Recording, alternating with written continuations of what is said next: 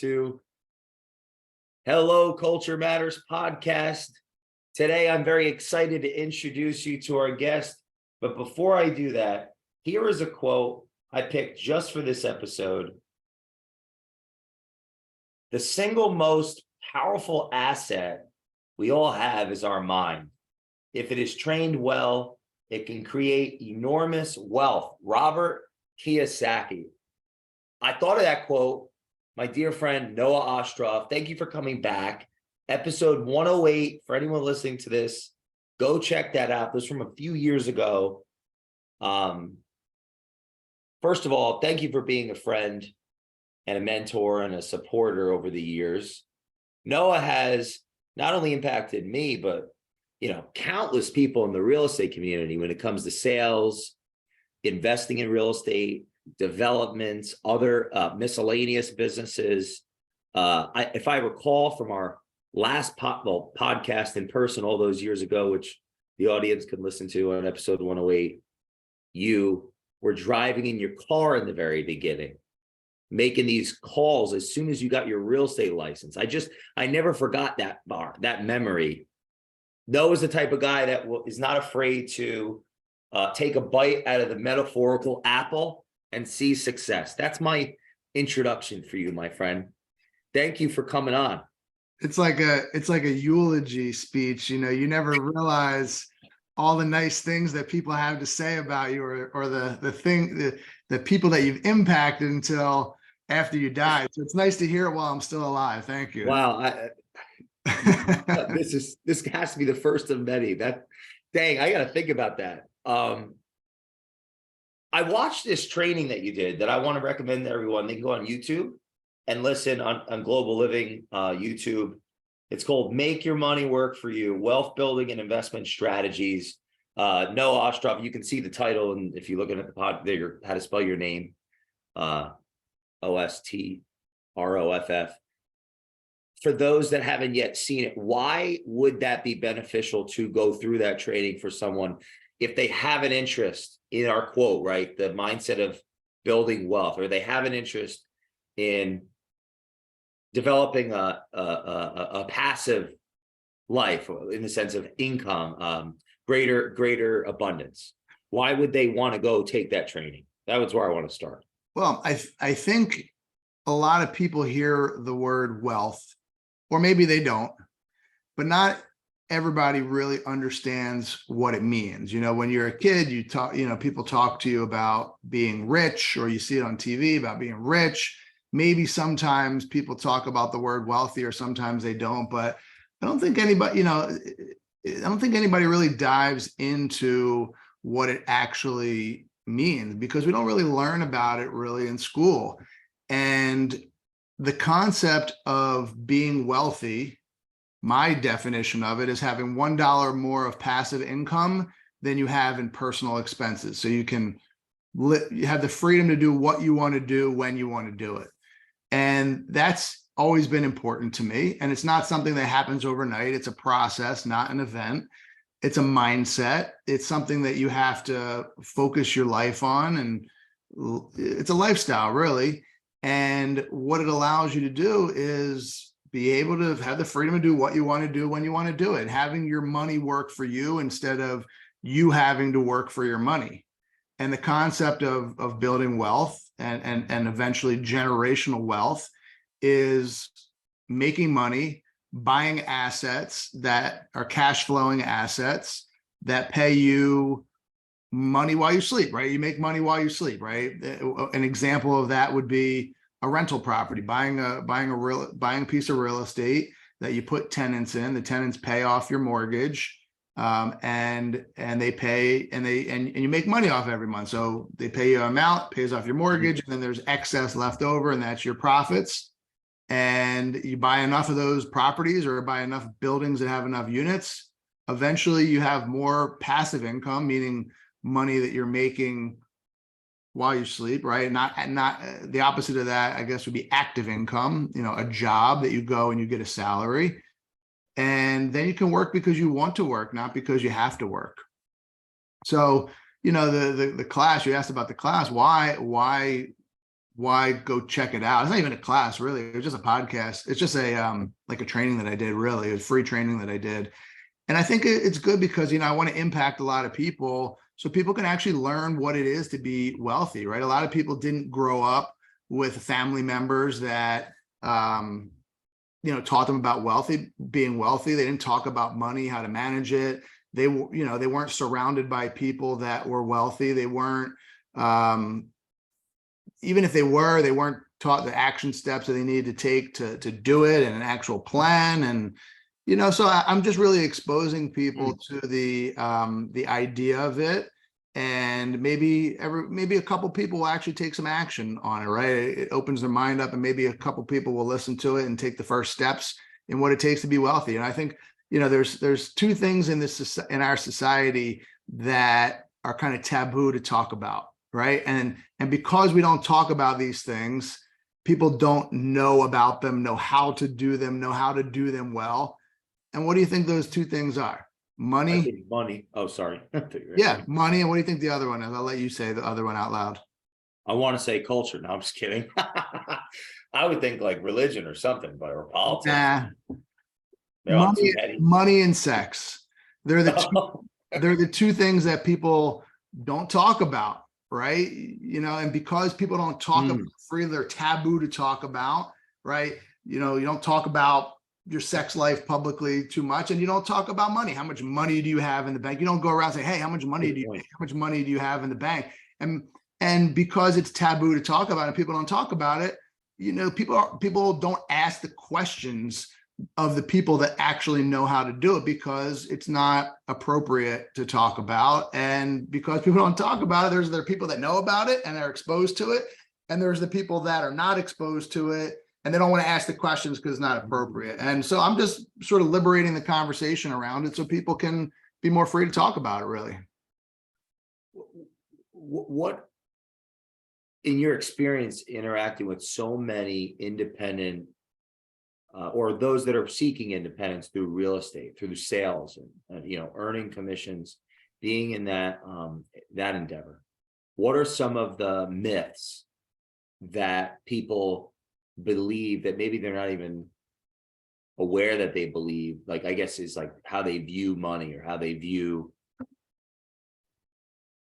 creating wealth, like the 1099 individuals, the entrepreneurial individuals, the people climbing the ladder. Well, I think some of the myths that they see, because I think that's a lot of our audience.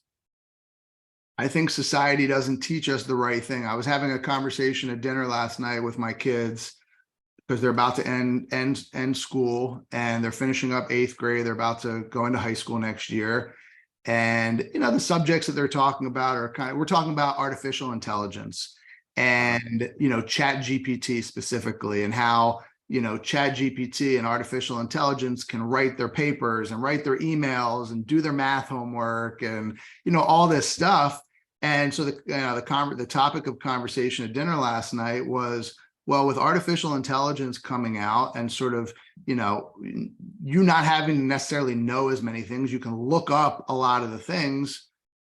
How would you reinvent school? How would you reinvent education? What things would you keep? What things would you get rid of, knowing that you don't necessarily need to memorize all this information anymore, because now you can just kind of look it up? What things would you introduce? And we can go on a major tangent with that topic, but the point of me saying that is one of the topics we brought up was money, how to manage money, how to invest in money, how to be a better business person. And I'm not saying everybody needs to go into business, but money is just a general part of everybody's life, no matter what. And the point that I was trying to make with them is that people really don't talk about it, so they don't understand it. I lost my train of thought for a second, so let me come back to that concept. What is that a big piece of, like, the entrepreneurs that are pursuing real estate as a means for acquiring, let's say, income, money? What myths are they living, right, that they're not even aware that they're living, that stop them from building that wealth that they they think they're even on the chase to get. I guess that because Yeah, that's kind of where I want to. I'm going to answer that in 1 second. So I remember what I was going to say. So growing up, people are taught you go to school, you get good grades. And why do you get good grades? So you can get into a good college. And why is it important to get into a good college? So you can get a good job after college. And so you can, put money away in your 401k and save up for retirement so that by the time you're 65 years old, you can, sort of live the life that you want, right? It's like Sounds terrible. It sounds terrible and that's what people are taught, right? So like if you did everything right, this would probably be our parents' generation, maybe even, grandparents. So theoretically, like if our parents or grandparents did everything, quote unquote, that they were supposed to do, they got good grades, they had a good job, they were, 9-to-5 job for their whole life. They got a pension, they got retirement, they saved up, they have a 401k, blah, blah, blah, they retired. To me, that's completely backwards. I want to live my life now. I want to live my life now, and I want to be able to do all the things I want to do now. I don't want to wait until I'm 65 to do all those things. There's a lot of things about, traveling. People travel when they're older, and in order to travel, when you're young, you have the time, but maybe you don't have the money. When you're older, you have the money. And you probably have the time, but you may not have the health, right? They're the three things that you kind of need. You need to have time, money, and health.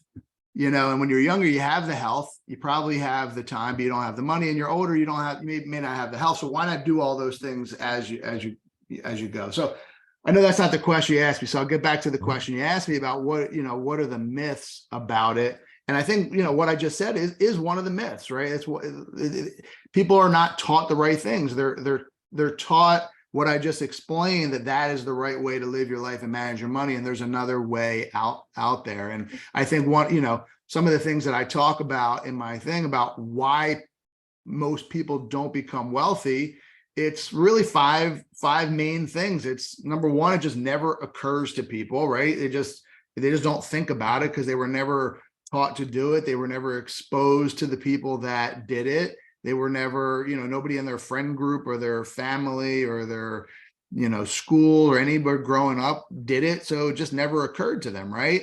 And the second thing is that they just never decide to do it. So even if they know about it, they're exposed to it, they don't actually take the steps to decide to do it. They don't take the action of what's necessary to do it. And the third thing of why people don't become wealthy is procrastination, right? It's a big thing in our society. People just wait and wait and wait. And then it's too late. You're going to do it someday. You're going to do it. Maybe you'll do it next week. You'll do it when, you have more time, or when you get done this or done that, or when your kids are old, like whatever the excuse is. It's procrastination, and they never do it. The fourth thing is really why people don't become wealthy. It's just the inability to delay gratification, right? You have to have a long, and the last thing, and this ties in, is just, people don't have people have a lack of time perspective. They don't have a long-term perspective on things. So the fact that they can't delay gratification, they're not able to save up enough money to be able to have enough excess money left over to be able to invest that and start to build wealth. A lot of people spend a lot of the money that they make. And because they spend so much money, they don't have all the excess money left over. And, building wealth is a kind of a business of the future. You have to have a long-term perspective in order to be able to build wealth.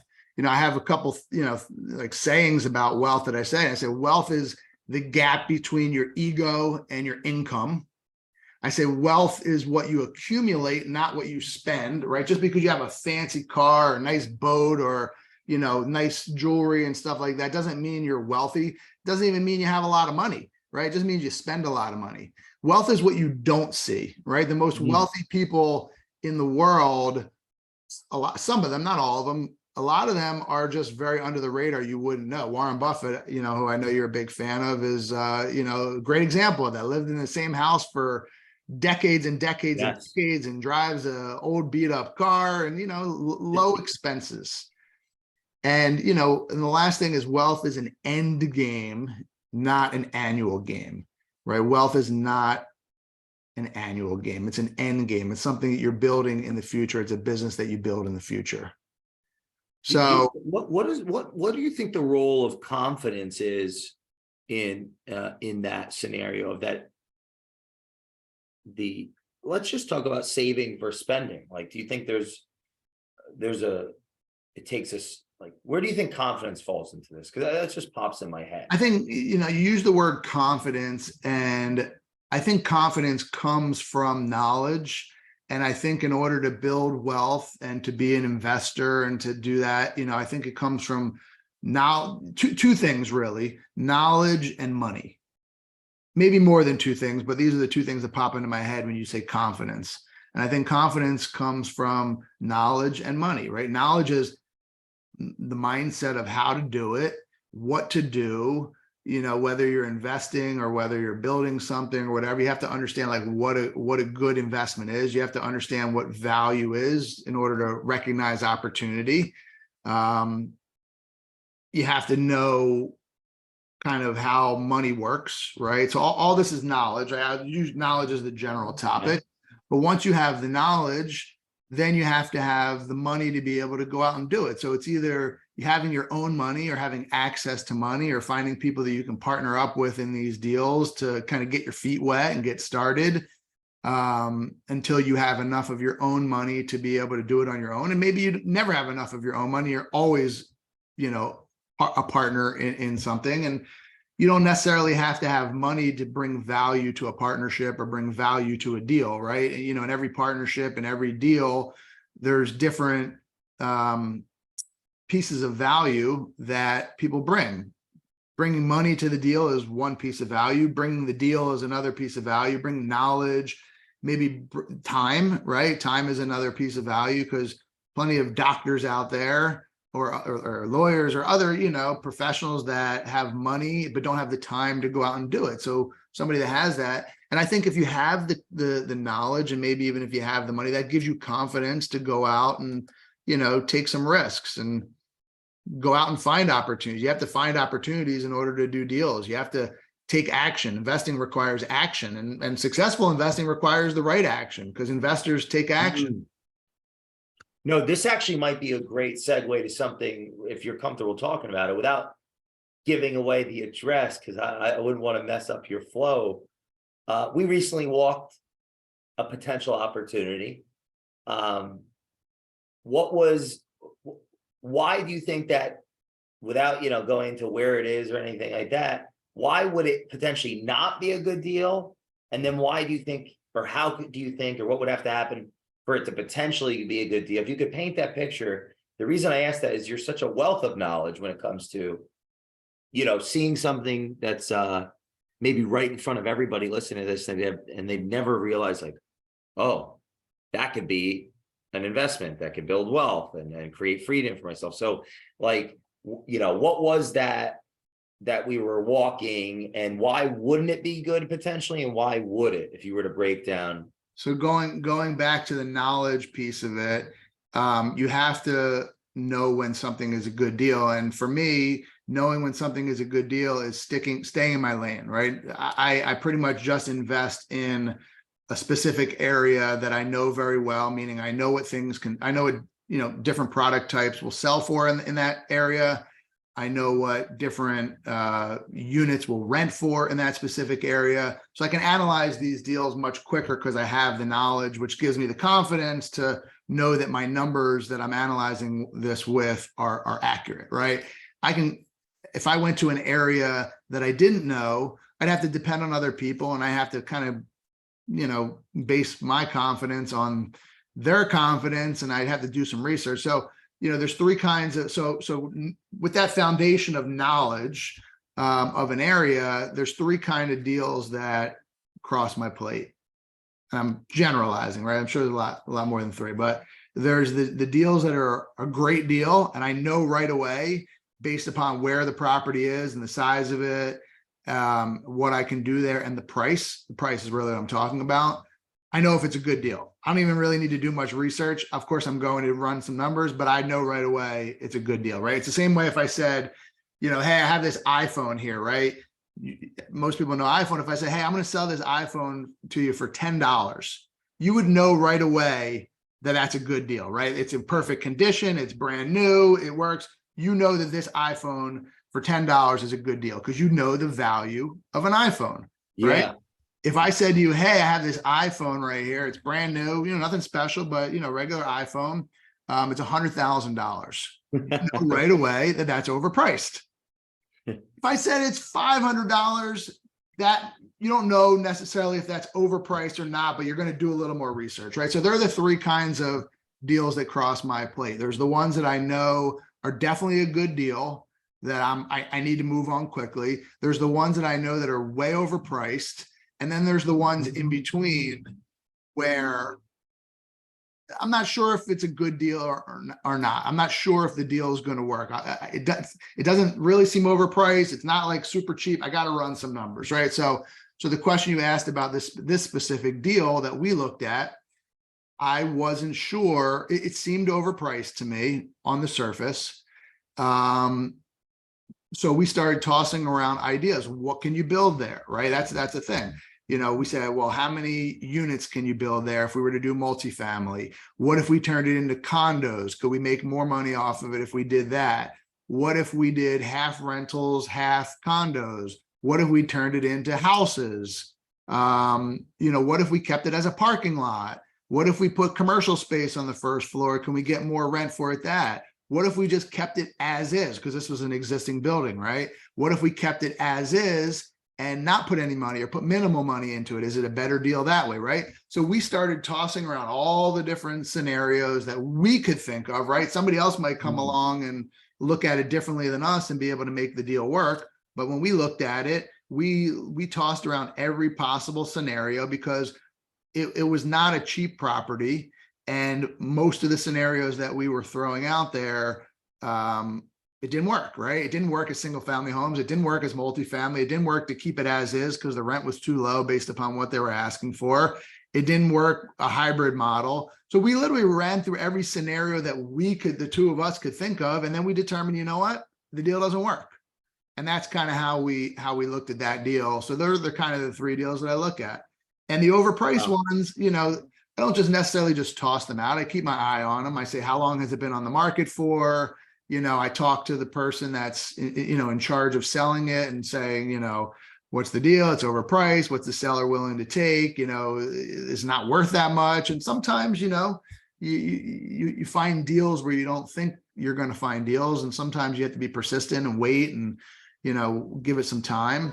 But it all comes from the knowledge and understanding what the value is. And you get that from kind of staying in your lane or having a trusted resource that can advise you well, that is on your side. And being able to do the research on your own and understanding, when there's an opportunity and when there's not. You just asked so many powerful questions.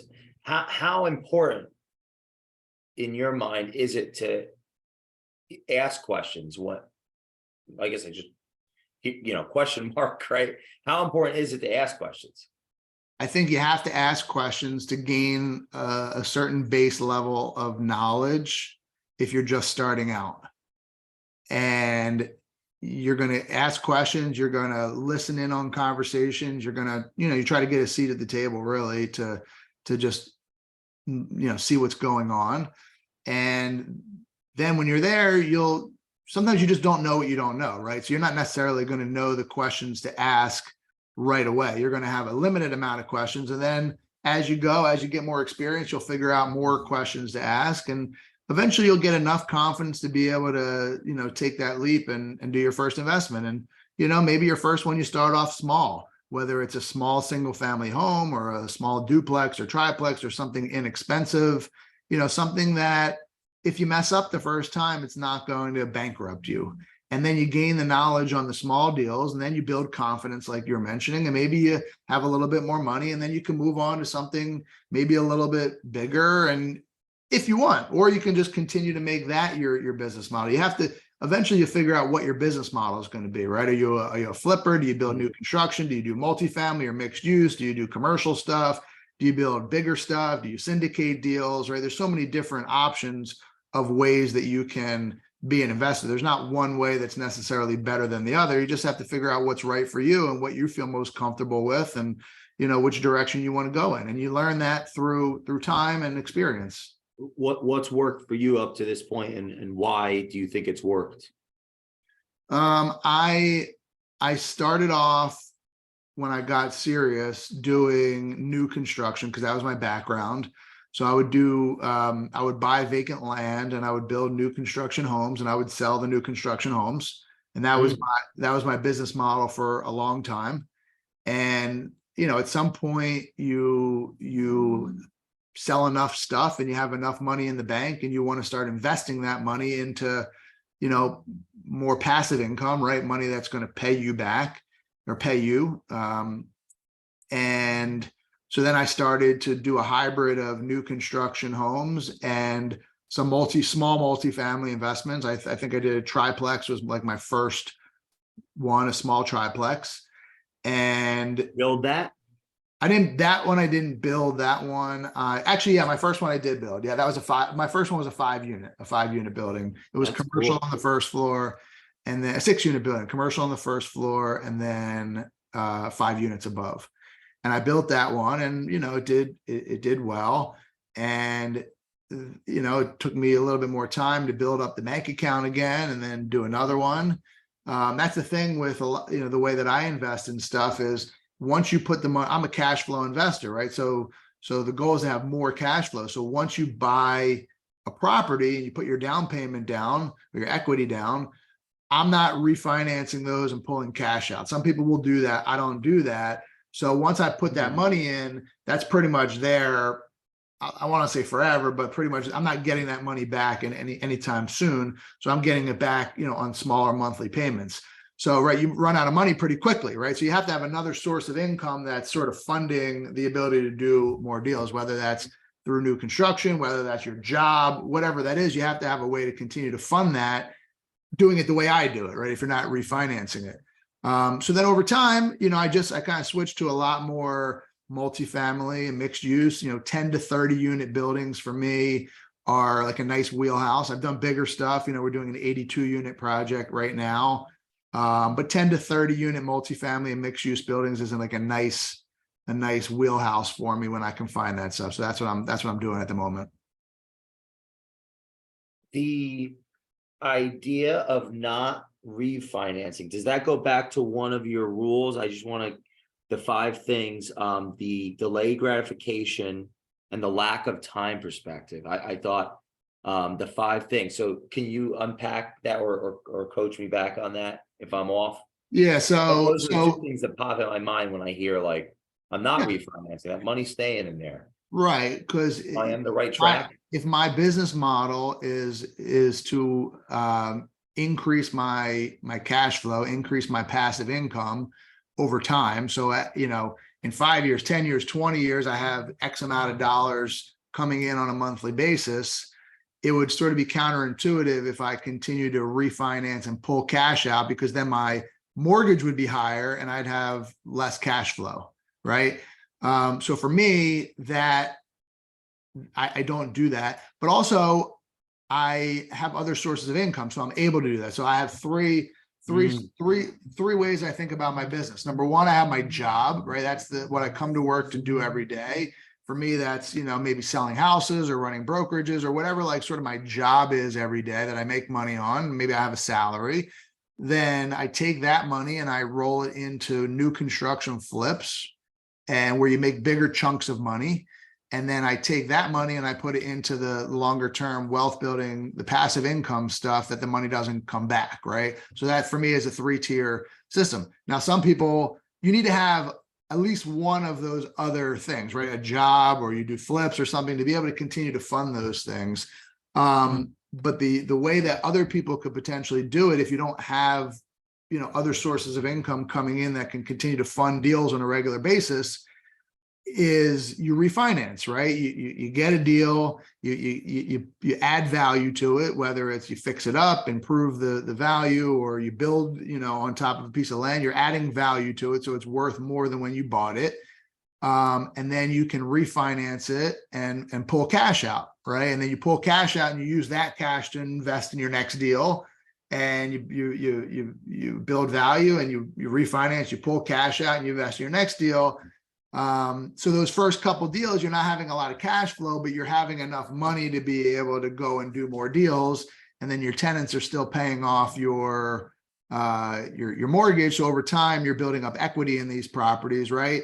But eventually, if you want to be a cash flow investor, have a lot more cash coming in, eventually you might want to stop refinancing or pulling as much cash out, because it's going to take much longer to be able to have a lot of passive income if you're pulling a lot of cash out of every deal. But again, everybody's business model is different. I'm just giving you my business model. I'm not saying it's right or wrong. It's just what I do.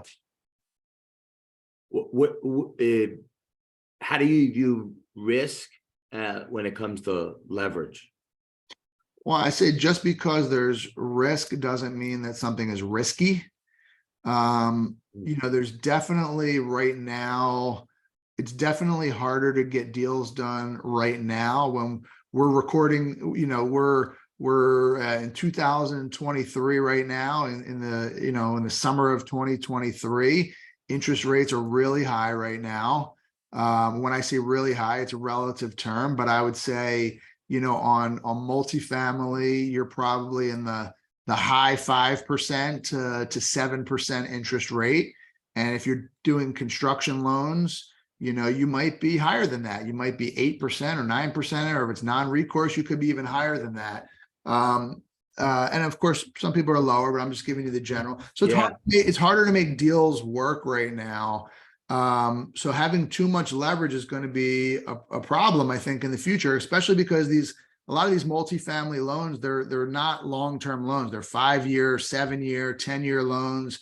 So, luckily for me, I refinanced a lot of these properties a couple of years ago when interest rates were 4% or lower. So I'm good for a few more years. But if interest rates are still, in 6% or higher, once these loans come due, it's going to be tough for a lot of people. And I know a lot of people have loans coming due. I think the office market is in trouble right now. I think there's, the commercial real estate market for offices and bigger buildings is going to be in big trouble. I think I read an article the other day that like $1.5 trillion worth of commercial loans are coming due in 2025, which is, like what, a year and a half. $1.5 trillion worth of loans. Holy, that sounds like a lot. And we're about a year and a half away from that. And the office market right now, a lot of these bigger office buildings, on average, on the top 15 biggest cities, vacancy rates are like at 19%. New York, Philadelphia is 19%. San Francisco is like over 20%. Boston was over 20%. Austin was around 19%. Baltimore was high. Like a lot of these, major cities where a lot of the office buildings, 17+% vacancy rates. Well, when you have that high of vacancy rate in a big building like that, you can't pay your loans. And when you can't pay your loans, the bank has to take back these properties, right? Or, loans come due and the bank can't afford to take back all these properties. They don't have, that kind of liquidity or the ability, or everybody sort of has to give back their properties at the same time. That's going to be another potential banking crisis if something like that happens, where there's going to need to be a government bailout, in about a year and a half for the commercial real estate market. You can watch this episode in about 2 years and see if my prediction comes true. Wow. No, that's powerful. Actually, I want to just go back to something you said earlier, to make sure I get this. If the shorter term loans, if people have to then refi, and if they refi, the rates are higher, couldn't that potentially kill the cash flow completely? It could kill someone. Yeah, I'm curious about that. Like, it could kill the cash flow completely, or it could be negative cash flow, right? Because if you're again, if you're not an experienced investor, forget about being experienced. Like some of these like I have a lot of New York investors that will come to Philadelphia, and Philadelphia is a better place to invest than New York. You get higher cap rates in Philadelphia. New York, you might 2% or 3% cap rate, which is super low. 4% is super low. You come to Philly, maybe you're getting 5%, 6%. Maybe you're doing, better than that. But But if you're buying stuff on a 4 or 5% cap rate, and your interest rate on your loan is 5 or 6%, well, you're at negative cash flow at that point, and the property doesn't cash flow. But also another thing is with these banks, a lot of the terms of the banks that they give out, they have one of the things that they require is to have a debt coverage ratio of 1.25 or 1.3, or every bank's a little bit different, but that just means that your net operating income, your cash flow, is basically 125% better than your debt. So like the simplest example is if your debt coverage ratio is 1, that means, like, let's just say you have $10,000 of income or net, of cash flow, and you have $10,000 mortgage. Well, basically 100% of your cash flow covers 100% of your mortgage. So your debt coverage ratio is 1. If it's 12,500 and it's, $10,000 mortgage is 1.25. If it's 20,000 and your mortgage is 10,000, your debt coverage ratio is 2, right? It's double. It covers 200% of it. So most banks require 1.25 debt coverage ratio, 1.3, some are a little higher. Well, you go to refinance, and now your cash flow is much lower because your debt service, your mortgage, is much higher. These properties are not necessarily going to qualify for the terms of these loans. So I don't know what the banks are going to do in those situations, because a lot of people are going to have these same issues. You think we're in an environment where people need to be prepared to just have more equity in deals, disposable as well as creativity? And then can you unpack whether that's accurate or not? I think it's a possibility that the banks are going to maybe require more equity in these deals because, again, of the debt coverage ratio, right? Because if you lower the amount if you put more equity in a deal, the mortgage is not as much, and you can balance it out like that. So I think that's certainly a possibility that the banks might consider. What was the other part of your question? Well, I guess that, is creativity going to play a big role in this, or could it play a big role? And the reason I asked that is,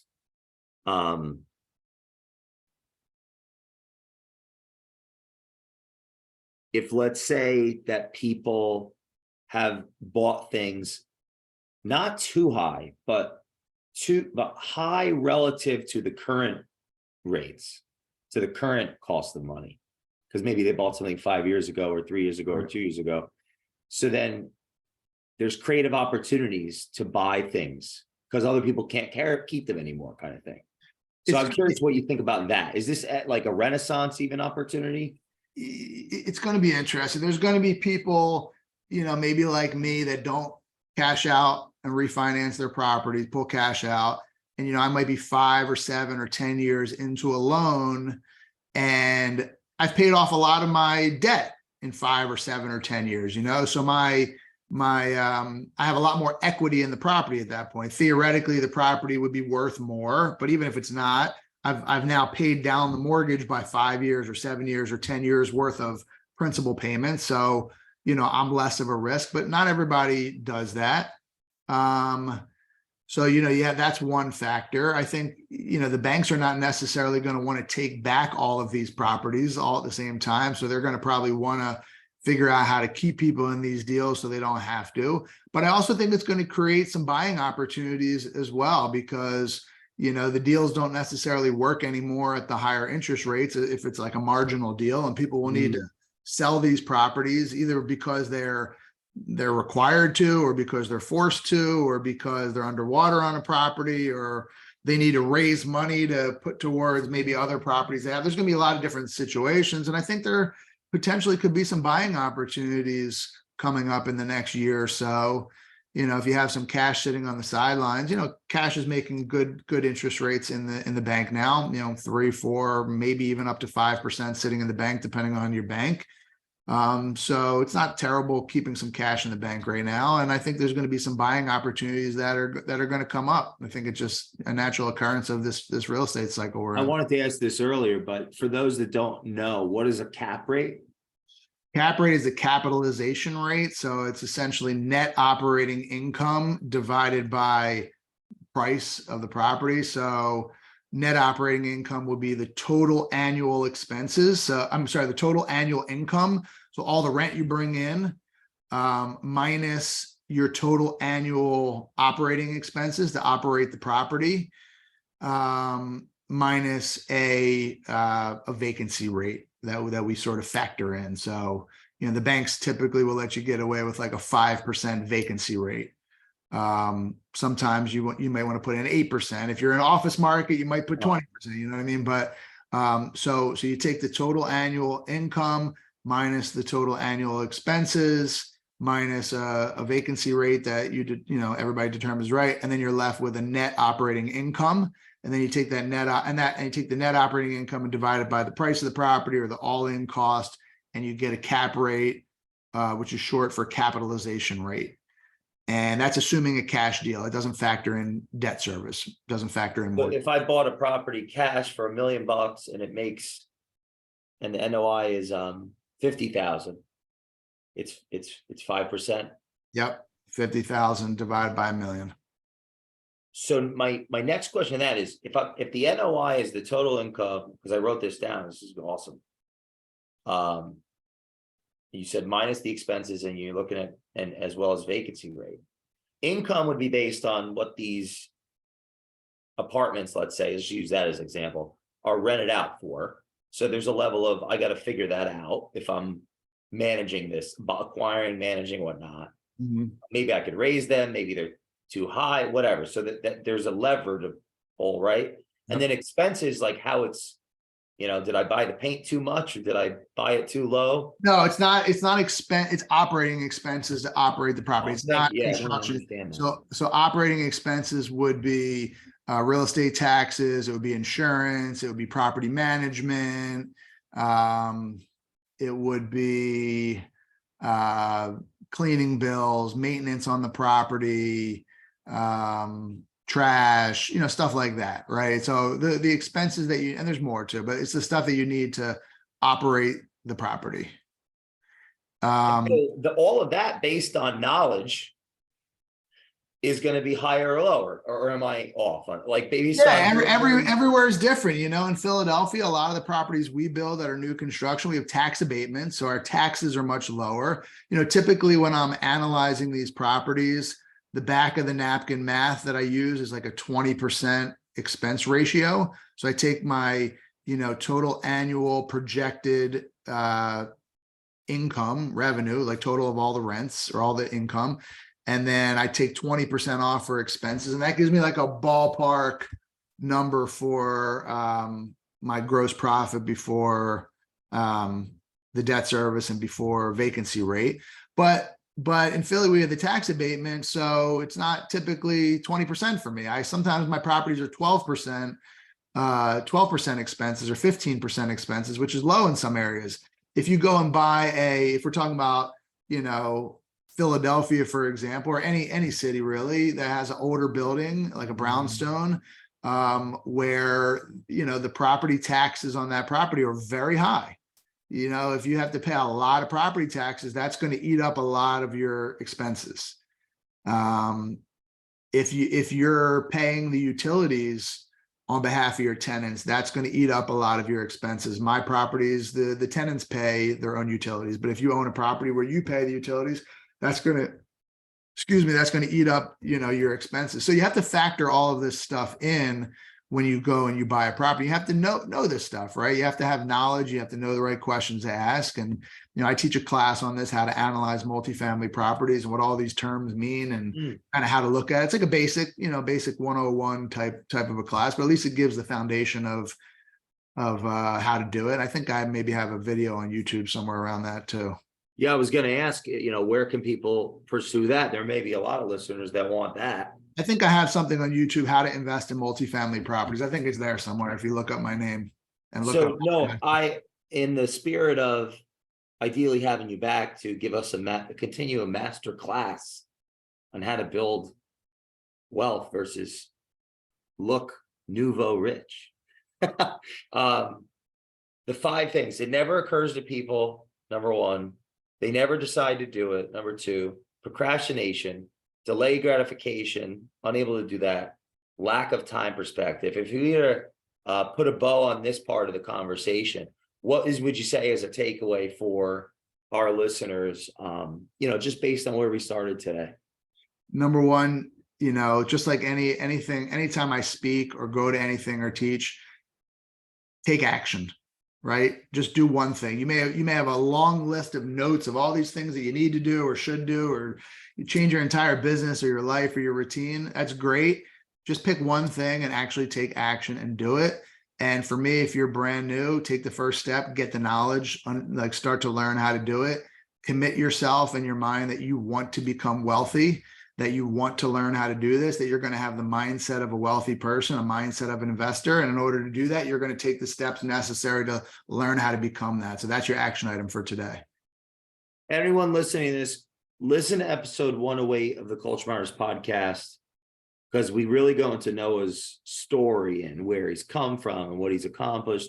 And then re-listen to this episode, and we will ideally see you next time on the Culture Matters podcast. Thanks, Noah. Thanks for coming on.